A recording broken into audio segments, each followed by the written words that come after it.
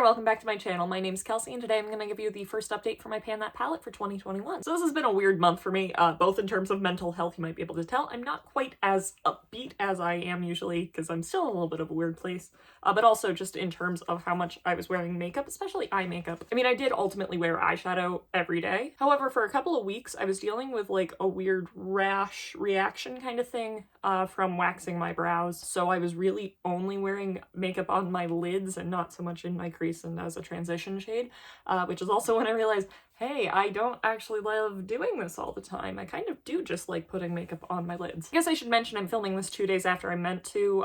The progress photo that I took for future use I did take on time, but this is showing the use that I have from yesterday and today as well, obviously. But here is where the palette is at.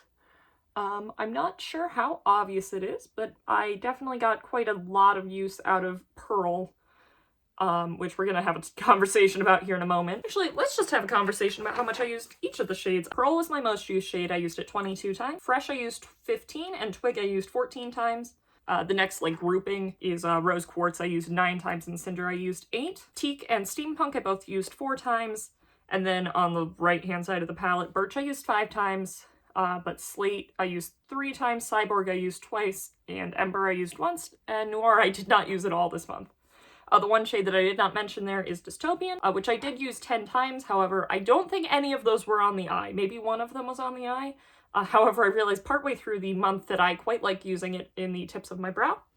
So that's where I am using that. Ultimately, I did end up using this palette exclusively for all 31 days this month. However, I did maybe cheat my definition of exclusive towards the beginning of the month because, as I mentioned before, I don't necessarily love Pearl as the inner corner shade. I tend to like something a little bit more stark than that. So I was considering using a different inner corner shade to still qualify as exclusive use. However, lid shades, transition shades, crease shades, those all needed to come from this palette. Palette I was using in tandem for those inner corner shades is this one from Wet n Wild. It's the Zodiac Air, and I was mostly pulling from these 2 shades down here. This one is like a white gold, and this one's an opal. I'm actually wearing the white gold shade on the inner corner today. Let's talk about Pearl for a moment, though.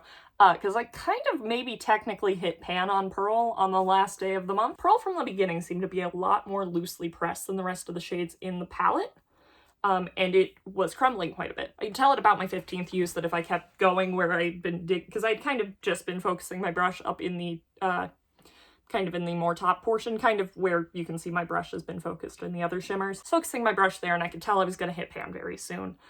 And I wasn't sure if I wanted to hit pan quite that soon, because I didn't want to be like, and I hit pan on the shade after 15 uses, because I feel like that seems like that's my fault. So yeah, I continued to use it, but I was kind of avoiding that area, and then on the 31st, I did just kind of have to dip my brush touching that area, and like the whole shade kind of fell apart. I wouldn't say it shattered, because it all like stayed in the pan.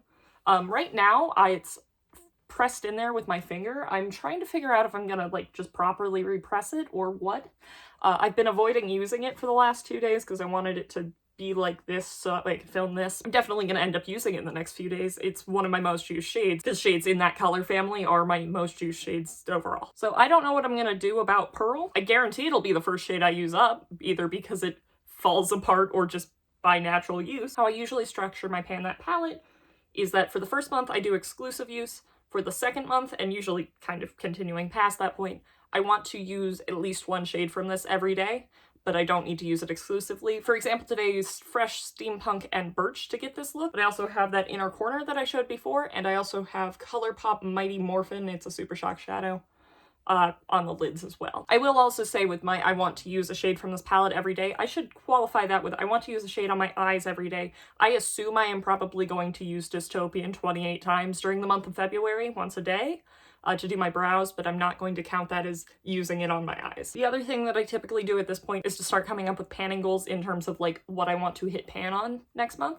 I think the 2 shades that I could probably most realistically hit pan on next month are going to be Pearl and Dystopian. Dystopian because I'm using it in my brows and I have the finer point brush that I'm using, and then Pearl because technically I maybe already hit pan. I don't know. I haven't decided how I want to qualify that yet. At this point in the project, I can also usually kind of get a sense of what I'm going to be able to actually finish versus what I'm going to be able to hit pan on, because like officially my goal is to try and use up every shade, but there's one shade that I didn't even touch this month, so I think realistically I'm going to be able to finish up these 8 shades here, and hit pan on these 4. Bloom and Birch I might be able to use up as well. Bloom is a really hard shade for me to judge right this second because it doesn't really match any of my winter clothes, but would match quite a few of my summer clothes. So I'm kind of waiting to use Bloom a little bit. I mean, I did use it a few times this month. I will also just add, I have really learned that this palette maybe wasn't my preference. The color story is beautiful. I don't have any qualms with that. And the pigmentation is really there. And that's kind of my thing.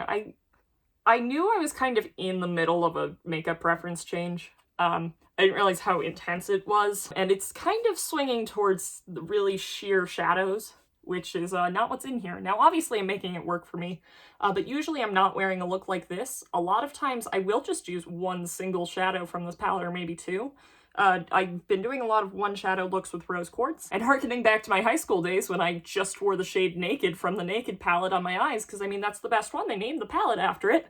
I've just been wearing Twig on my lids quite a bit too. Anyway, that's that from me. Thank you all so much for watching, and I hope you stick around to see what else I release. Bye!